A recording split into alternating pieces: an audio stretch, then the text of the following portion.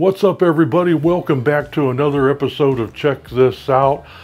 I hope we're all doing a bit better now that we're starting to get on the backside of this whole pandemic thing. On the last installment, I had so much fun doing an egg fried rice for Uncle Roger. I thought that I would like to give, as Jamie Oliver says, the mighty ramen a try. At first, when I was looking through ramen recipes, I must say I was a little bit intimidated. So many types of ramen, so many variations, it all seemed to be a bit overwhelming. Especially with 90% of them being crap ramen like quick ramen, easy ramen, simple ramen, 30-minute ramen. Hey, what about good ramen or authentic ramen? What the hell is it with modern society anyhow and their need for instant gratification for everything? Whatever happened to taking time and pride in doing something well, even if it does take a bit of effort? I mean, really, the payoff is usually worth it. So after looking around a while, I found that for the most part it came down to two types of ramen, tonkotsu and shoyu. Now there are many variations on both of them, so I just looked around for one that had ingredients that I've worked with and ingredients that I like. When it comes down to it, ramen really just has a few components: bone broth, flavor, which is the TARE, some good quality noodles, toppings, and oil. Bone broth, no problem. I've been making beef, pork, and chicken stock for years. The rest, dare I say, should be quick, easy, simple. Well, I'm going to find out. Let's get over to the kitchen and get started. Okay, so the job today is ramen, tonkotsu ramen. I hope I pronounced that correctly. Any of these ingredients, to my Asian friends, if I mispronounce them, I'm sorry. I'm going to do the best that I can with it. So the challenge today is to fill this bowl with ramen and try to make it more authentic than Nigella Lawson's and Jamie Oliver's. And I'm going to tell you right now, I'm not going to use soba noodles, Jamie. So I guess the first thing we need is ingredients. And boy, do we have ingredients. Most of these I've worked with in one form or another. Bone broth, which is basically what ramen broth is. So let's go through some of the stuff. First of all, to make our dashi, we need some kombu. I've worked with kombu before making miso soup, and I've had to do a dashi for that. So that's not completely unfamiliar to me. Now we also have some katsubushi or bonito flakes. This one doesn't call for it in the tonkotsu ramen, but I'm going to be using the kamaboko in there as one of the garnishes, and that's fish based, and so is the katsubushi. The interesting story to this, I kind of picked this up off Alton Brown from the Food Network, that he was showing how katsubushi is made. It's basically bonito, which is what we call skipjack tuna. And if you ever had a can of just plain cheap chunk white tuna, that's the fish that's used in this, except it's taken and dried down to about the consistency of a piece of wood. And then they take a katsubushi shaver and shave it down extremely, extremely thin. This bag is very light, but it's packed with a lot of flavor. So I'm going to use this in mine. Then as another garnish, we have just some regular sushi wrappers, some nori. We got some eggs for our ramen eggs. Garlic, shallot, spring onions, and this one calls for using a leek, and I haven't used leek a whole lot. I have for leek soup I made one time, and it was pretty good, and I imagine between the spring onions, the garlic, the shallot, that this will complement it very well. I don't know if it's traditional, but hey, I like leek. Then we've got pig's feet. This calls for like 4 pounds of pork bones. I couldn't find any pork bones just on their own, but the thing we're getting out of the pork bones is the marrow and the collagen, which is going to break down over the long cooking time into gelatin. And it's gelatin that gives that unctuous, rich feel on the palate when you're making some type of broth.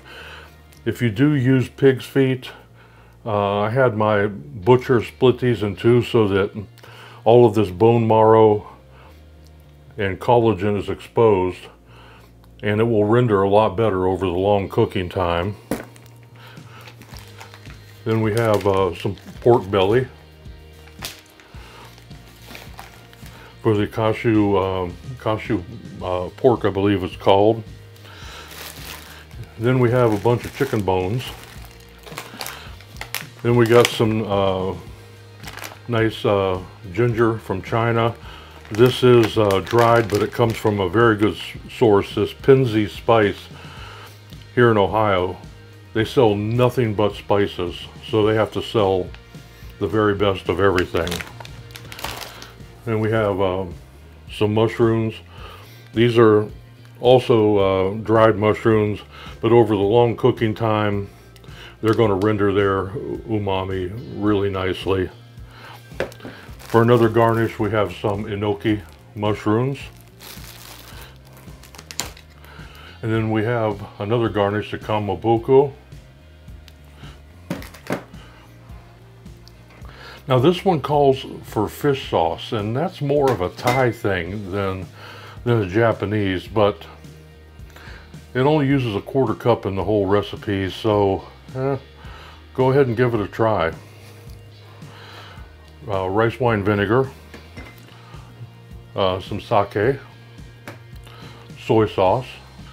We've got some chili oil here. I was going to go ahead and infuse my own chili oil, but I was told at the Asian market this was a good high quality one. I still may take it and infuse some garlic into this, but most of the work's been done for me there.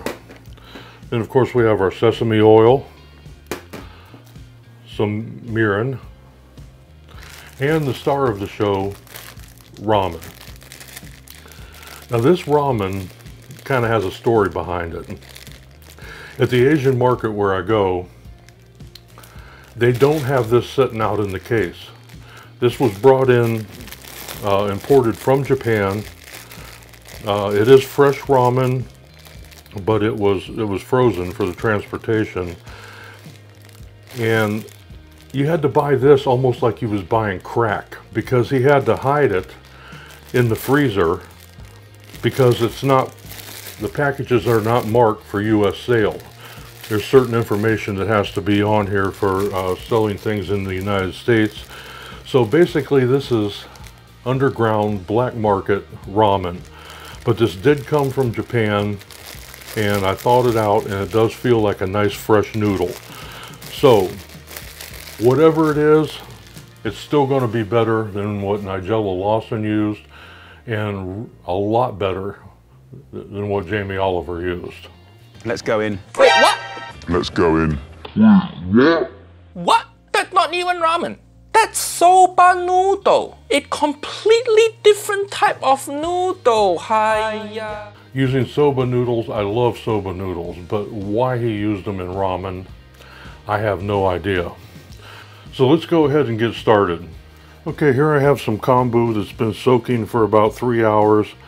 I really want to release all of that umami flavor that's been in there. This is in about 8 cups of water. I'm going to heat it over a medium-low flame and try to get it up to just below a boil.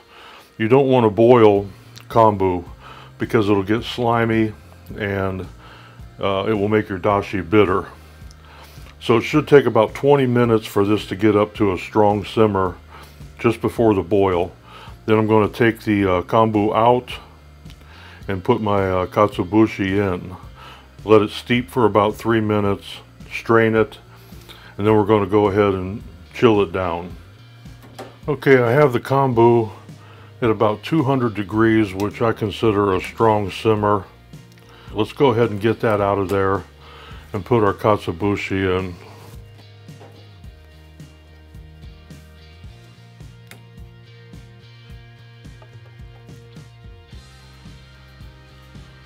Okay, we have a beautiful golden color to it. Now I'm going to take about 20 grams of katsuobushi, bonito flakes, and try to get that in there without making a mess. Stir it around a little bit so everything's nice and wet. And I'm going to set my timer for 3 minutes and let all of that beautiful fish flavor infuse into that dashi. Okay, the katsuobushi has been steeping for about 3 minutes. Let's go ahead and get it strained. The dashi looks fantastic. I want to try just a little taste of it. That is fantastic. It's subtle yet rich. This is going to be great. And I'm glad I decided to add the katsuobushi to this because it just brings something to the dashi. So let's go ahead and get this into the refrigerator and start on our marinated ramen eggs. I've had these eggs in there for about 12 hours. I decided to start them last night before bed, and I wanted to let them keep on going while I was getting, the broth together. So what I used in it, a lot of the recipes just call for water as one of the ingredients, but I noticed that there was one that called for dashi, and I'm thinking, why not bring more flavor to the party? So I decided to take 1 cup of dashi. Most of them call for a little bit of sugar, so 3 tablespoons of sugar, 1 cup of dashi, 8 tablespoons of soy sauce, 4 tablespoons of mirin, and 4 tablespoons of sake.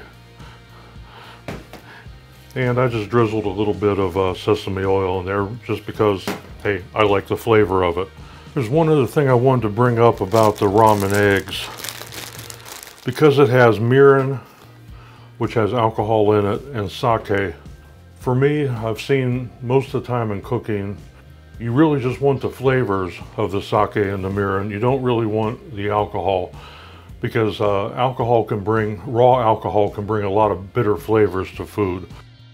So I took my cup of dashi, the mirin, and the sake, put that all in a saucepan and brought that up to a strong simmer to burn off the alcohol. The recipe didn't really call for that, but in my experience, usually the taste of raw alcohol in dishes really doesn't bring a whole lot to it. If you do any type of flambe or anything that uses alcohol in it, nearly all the time the alcohols burn off. So I decided to do that with this recipe. I felt that the flavors would be more intense and not overpowered by the raw alcohol. Let's get this back into the refrigerator and now get started on our next step. Now let's go ahead and start our tare.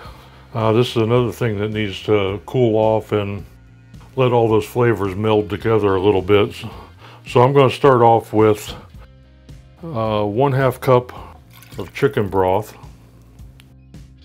So let's next take 1/4 cup of mirin.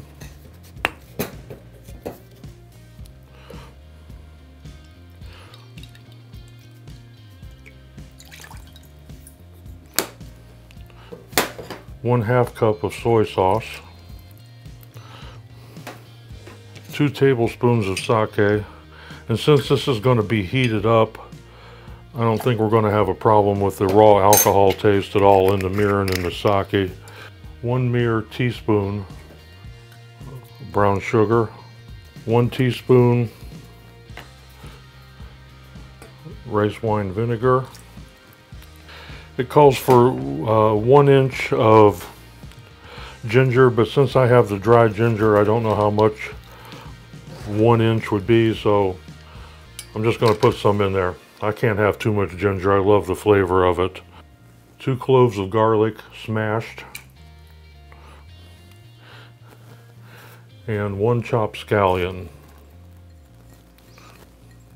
Now what we're going to do is take this over to the stove, bring it to a simmer, and let it reduce to about 1/2 cup.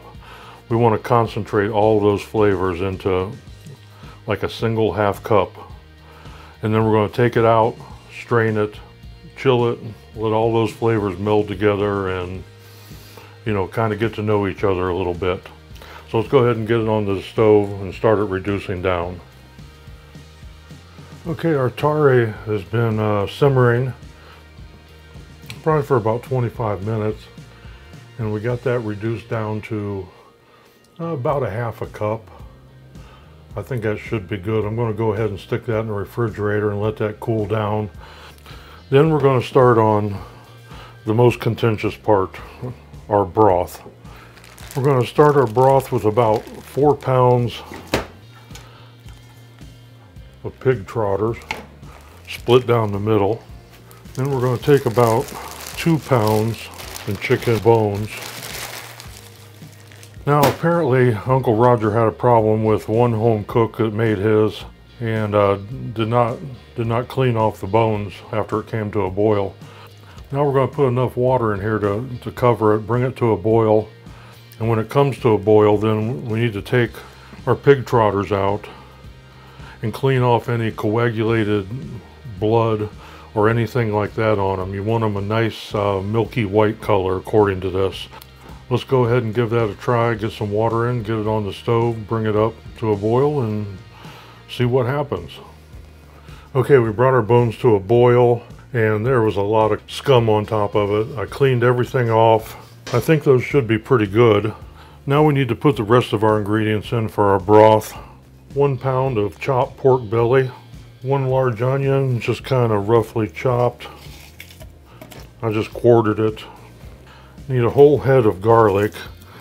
It said just split it in half, but the garlic kind of fell apart when I did that, so I'm just gonna spread the cloves all over the place there. 2 inches of sliced ginger. I'm using the dried stuff, and it's I kind of put all the pieces together, got roughly about 2 inches out of it. And this dried stuff is very potent. There's some really good quality dried garlic, or dried ginger, that is. Then the leek, just roughly chopped also. And it said 15 scallions or spring onions, just the white parts only. 1 cup of mushrooms. A lot of nice umami flavor there. And that should be about it. It said cover it with water, bring it to a boil, reduce it to a simmer, and then simmer it for about 12 to 13 hours and just keep replacing water as needed to keep everything covered. So let's get it on there, and then we're going to go ahead and get our CHASHU pork started, because that has to cook about 3-4 hours, and then it needs to be totally chilled before we slice it down to garnish our ramen. Well, we're ready to start our pork now. So we've got 1 cup of water in a heavy saucepan that is big enough to hold the pork. This is about 1.5 pounds, 1 3/4 pounds of pork belly rolled and secured with butcher's twine with the fat side out. And so we put that in there to our braising liquid. Take